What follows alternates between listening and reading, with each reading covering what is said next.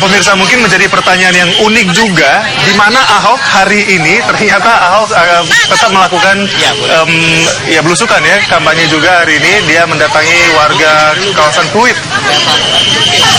Bagus kan, kenapa biar aja kan tadi kemarin yang kerja-kerja, yang demo-demo, yang sekolah-sekolah, yang sekarang sholat Jumat, ya kebetulan Ahok kan nggak sholat Jumat, ya nggak apa-apa, dia di masyarakat yang nggak sholat Jumat, warga Pluit, warganya nggak apa-apa, jadi dia nggak biasa aja, kan indahin yang ini, yang sebut indah itu kan tuh, selfie yang selfie tidak hanya demo kan, Ahok pun selfie tuh. Benar sekali. Jadi memang sepertinya hari ini ya, bisa dikatakan Ahok tidak begitu mengkhawatirkan aksi demo, dalam arti yang memang aksi demo boleh saja sah-sah saja dilakukan sebagai memberikan aspirasi, tapi Ahok tetap melakukan kegiatannya dengan normal ya. Jadi di kawasan Pluit.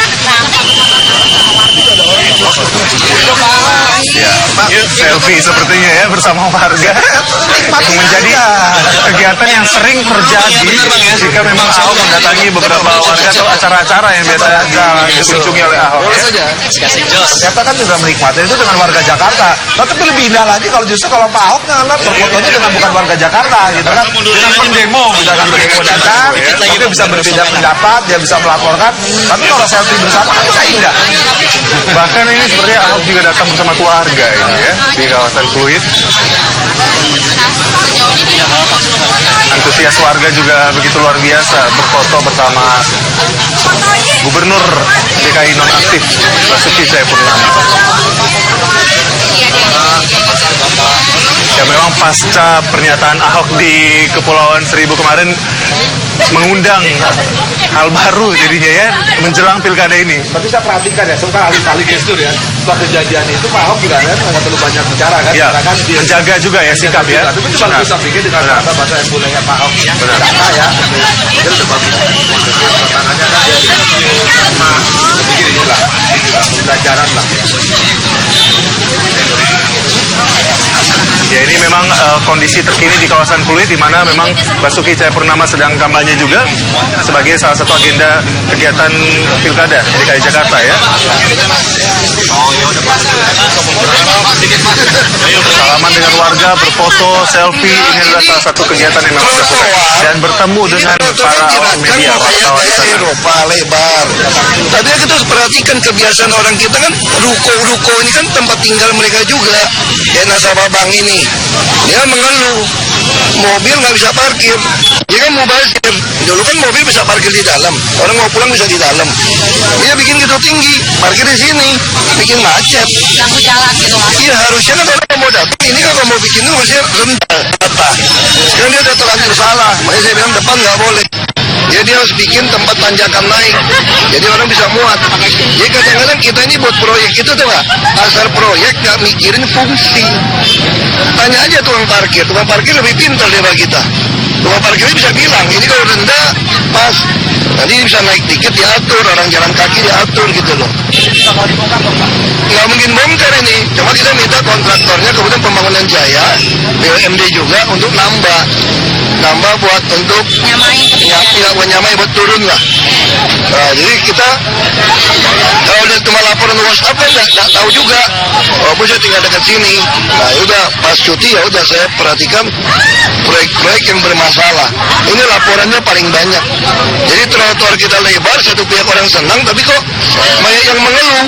Di Balikpapan juga ngeluh, di Roksi juga mengeluh. Rupanya memang dia nggak mikirin fungsi. Ngapain lu bikin trotoar bagus? Orang nggak bisa parkir di dalam. Ini kan rumah orang, ngaco banget gitu loh. Ini main hajar aja lagi, bukannya ngomong dulu. Tapi dia udah tahu, udah saya tegur. Ya depan harus diperbaiki. Saya yakin semua orang Muara Karang senang trotoarnya bagus. Tapi ya fungsinya jangan dipotong dong. Masa saya mau pulang nggak bisa parkir terus dipotong. Ini mau sampai ke Muara Angke nih. Enggak nih teman-teman mau sholat Jumat.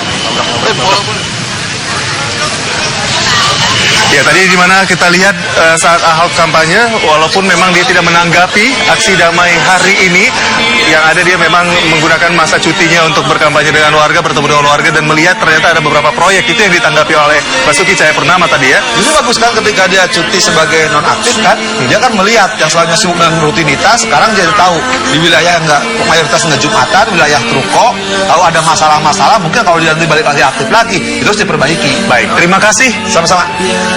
Kang Asep sudah banyak berbincang dengan kita hari ini, dan kita masih menanti di mana aksi damai yang akan dilaksanakan setelah sholat Jumat. Nanti kita juga mau bersama-sama sholat Jumat juga. Jadi terima kasih atas kebersamaan Anda.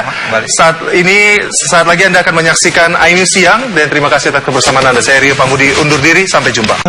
Jadi ini sekitar Istiqlal bisa kita lihat memang massa sudah mulai berkumpul ya Kang, karena kita ketahui memang dari luar daerah juga sudah datang dari kemarin. Mereka menginap di Masjid Istiqlal, dan ini menjadi titik pertemuan dari berbagai daerah yang datang dari luar Jakarta juga ya. Kan bagus itu. Jangan saya anggap aja nih forum silaturahmi umat Islam bertemu. Kenapa? Sholat Jumat bersama hari ini ya. Kapan kan mereka bisa menyatu dari beberapa wilayah, dari Purwakarta, tadi Ciamis, beberapa daerah. Kenapa enggak? Karena Istiqlal milik Indonesia loh, bukan milik orang Jakarta loh. Benar sekali. Jadi memang bisa kita lihat ini masa sudah mulai berkumpul. Walaupun memang aksi damai akan dilakukan usai sholat Jumat nanti ya. Kita akan lihat, mudah-mudahan akan berjalan damai nantinya. Sudah padat sekali, bahkan memang bus-bus dari luar kota sudah terparkir di sekitar Masjid Istiqlal dari kemarin ya.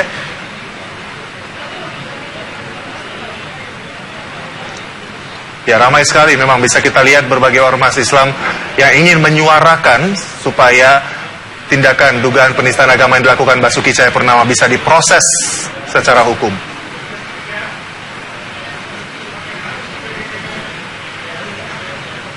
Nah, ini bisa kita lihat juga di sekitar gereja katedral yang memang cukup dekat juga dengan Masjid Istiqlal. Nanti mungkin massa juga akan melewati ini, dan terlihat juga massa di sana sudah mulai banyak ya Kang ya. Bahkan sekarang menarik ya, dulu gini yang paling gampang bagaimana kita indah bersaudara kan, kalau dulu sedang Idul Fitri gereja menyediakan tempat parkir. Nah, kenapa enggak sekarang katedral membuka juga, misalkan kalau penuh ya buka aja untuk parkir gereja. Ada gereja itu berparkir orang Islam. Tapi kan kesantunan kepersaudaraan akan tercipta di situ. Sekali lagi tadi saya katakan, kalau ini demo ini dengan indah, dengan damai, tidak ada sifat mencela dan menghujat, saya kira akan indah.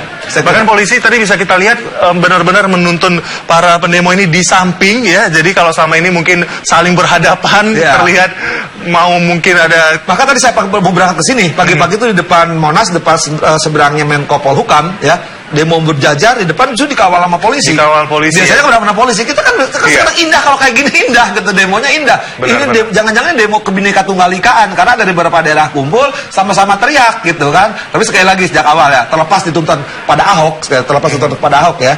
Hal-hal yang kebersamaan ini kenapa enggak? Bahkan mungkin alangkah baiknya sih ketika demo ini satu misalkan sambil bersihin jalan. Iya. Ngumpulin uang. Nah itu dia sebenarnya yang dikhawatirkan adalah mungkin sampah-sampah yang akan berserakan juga nanti di Jakarta ya. Nah, itu kan. Jadi mungkin ada pesan jagalah kebersihan untuk demo hari ini juga. Kebersihan sebagian dari iman loh. Justru kalau nggak masih kotor nanti kan orang bisa sama yang tidak demo kan, loh ini kok yang demo nuntut bersih tapi itu nggak mau bersih gitu kan. Kenapa nggak memulai gitu? Tapi kalau saya dengar kemarin suruh bawa kresek katanya kan, kertas pembawa itu ya kenapa dibersihkan? Itu bayangan kalau itu katakanlah 100.000. Kan seorang naik busway 3.500 kali 3.500 itu pakai dana umat untuk misalkan kesejahteraan UMKM, kan lebih indah tuh ngebantu yang longsor, Garut dan sebagainya, kan lebih indah. Ini dia ya, jadi bisa kita lihat suasana terkini di kawasan Masjid Istiqlal Jakarta sangat berbeda sekali dengan hari-hari Jumat biasanya ya. Kalau memang hari Jumat di sini banyak untuk umat Muslim yang akan beribadah, tapi ini bukan hanya dari Jakarta saja ya kan? Dari luar Jakarta. Ini kan apa tadi kan? Di Jakarta berkumpul sejak malam sebagian gitu kan. Maka saya bilang tepatnya nanti karena mungkin yang demo tidak jadi Istiqlal kan, sebagian dari beberapa masjid di sekelilingnya kan. Kalau ikuti. Nah, kita memang nampaknya nanti yang mungkin bagi penonton yang senang melihat demo ya setelah Jumatan yang nampak jumlah pesertanya. Nah, ini kalau kita lihat biasanya aksi demo kan ada beberapa tanaman yang rusak, seperti itu ya. Kita melihat taman-taman di Jakarta ini sudah cukup baik sebenarnya. Ada informasi menarik ternyata Kang, kalau dari Bandung yang datang ke Jakarta ini akan membawa tanaman untuk mengganti tanaman-tanaman yang rusak nantinya. Karena mungkin terinjak oleh para pendemo ini juga ya. Ya itu kan bagus, kalau idenya misalkan dari Bandung kan banyak pohon-pohon di Bandung. Tapi di Bandung juga jangan sampai karena nggak ada pohon kan. Di bawah pohon, dari Tidak hanya bawa pohon, Wow, sama-sama ini ramai ngebersihin sekali. kan. Iya. Ini bagus sekali kan menurut saya. Nah ini kan yang penting tidak ada kerusuhan lah. Iya. Kita Ramai sekali hari ini, forum luar biasa, silaturahim. Nah, ini kan baru ngumpul bersama. Nanti kan setelah Jumatannya yang kita nampak akan apa yang dilakukan. Yang penting itu justru setelah Jumatan. Setelah Jumatan, nah ini kan baru kumpul di Masjid Istiqlal kan. Kita ketahui sebenarnya yang unik juga ternyata beberapa pejabat dari negara kita ini ikut demo nantinya. Ketua DPR, ya Fadlizon, bahkan Tommy Soeharto juga katanya juga akan ikut. Kalau saya catatan gini ya, terlepas apapun, saya bukan pengamat politik, tapi sekarang sesuai peraturan perundang-undangan, DPR itu punya hak regulasi, budgeting, kemudian juga pengawasan. Nah, kalau sekarang demo itu kan bagian masyarakat yang tidak ada struktur kan, ada ketidakpuasan masyarakat pada penanggung dalam tanda petik. Nah, kalau sekarang ada aparatur pemerintahan ikut demo, Wajar saja ya. justru enggak, sebaliknya maaf sekali, mungkin bisa berbeda Mas Yo ya.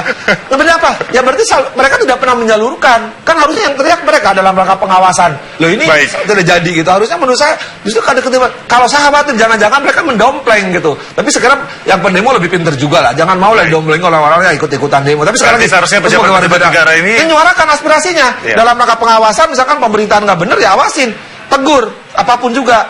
Nah sekarang kalau dia ikut demo, loh, ya karena mantan pejabat yang mungkin punya peran penting, apakah wajar-wajar saja untuk ikut gabung? Kalau saya sih selama ini kemana aja mereka teriaknya kerjakan. Karena kalau rakyat ini kita saudara-saudara kita yang mau demo, ya karena nggak ada salurannya. Karena mereka udah teriak di jalan ya. Tadi saya bilang ya silahkan karena mereka dijamin oleh konstitusi. Tapi kalau pejabat negara, mereka punya salurannya, haknya. Jadi kalau polisi nggak benar, jaksa nggak benar, hakim nggak benar, ada. Bisa mulai regulasi, bisa mulai pengawasan. Nah kalau sekarang orang-orang yang harusnya ngawasi, harus bikin regulasi, ikut demo, jangan jadi pejabat, kembali jadi rakyat. Supaya bisa teriak-teriak. Ada yang unik juga sebenarnya kemarin, ada beberapa pesan yang disampaikan supaya jangan membawa spanduk yang mungkin di luar dari ya bendera-bendera yang seperti mungkin bendera ISIS, itu mengkhawatirkan karena itu seperti aksi teror yang dikhawatirkan. Lalu juga simbol-simbol lainnya mungkin di luar negara kali ya. Jadi ini kita bisa lihat juga sebenarnya memang ada beberapa bendera dari Ormas dan juga uniknya bendera merah putih yang mereka bawa juga ya. Saya bangga loh. Justru kalau lebih baik biarkan sama-sama mengibarkan bendera putih. Jadi kita menunjukkan kebersamaan bahwa kita merah putihnya satu-satu. Tapi kalau menunjukkan bendera-bendera tertentu, ya, misalkan bendera siapa lagi ya, kita harus jelas kita kan harus ditindak tegas ya. Kita habisi bahwa kita sama-sama itu mah nggak boleh lah di republik ini kan. Nah, yang lebih penting lagi Sakir, jangan sampai di situ bendera-bendera sifatnya provokatif. Kemarin bagus kan seruan NU, Muhammadiyah, jangan bawa nama bendera-bendera dua itu. Tapi kalau mereka organisasi tertentu saya lihat ada beberapa misalkan dari berapa kelompok-kelompok tetap membawa ya. Ya silakan aja kalau itu organisasinya mempersilahkan. Tapi kalau pimpinan organisasi semacam NU, Muhammadiyah melarang, ya jangan coba karena pimpinannya udah menyerukan, jangan sekali lagi. Enggak, kalau bendera merah putih bagus, kalau bendera putih, burung Garuda, saya pikir nggak apa-apa. Artinya apa? Ya kan 17 Agustus kan? Selama itu memang lambang negara tidak mungkin dirusak juga ya. Justru kan kita agung-agungkan betapa merah putih kita kibarkan, misalkan itu kan lebih bagus tuh. Saya kira itu justru menunjukkan bahwa mereka demo mencintai Republik Indonesia ini gitu. Benar. Ini kita bisa lihat sudah banyak sekali yang berkumpul dari berbagai ormas yang ada.